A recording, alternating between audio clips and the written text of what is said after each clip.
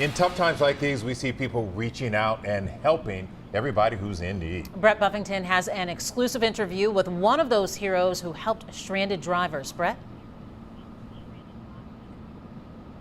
Rush hour in Houston this afternoon, the North Freeway was gridlocked.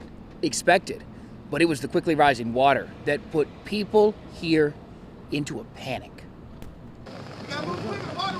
When that water started rising, the people parked in bumper-to-bumper traffic had nowhere to go. Yeah, someone get this lady out down here. Stranded in a quickly filling bowl on Houston's North Freeway. I was just going to close my eyes and take a little nap and wait it out. Drivers Sit down! and young Sit down! passengers found a place of refuge on a flatbed.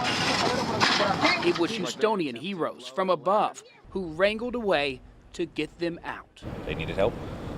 Wait a minute. You can find this video on Facebook. This is Fabian. With a few other fellas, they flagged down a passing truck. It had a ladder.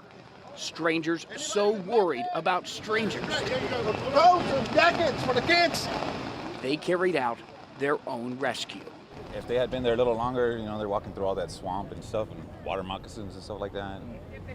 On dreary days like this in Houston, it always seems we find such bright spots. All right, woo! Yeah, well, we got to help each other out.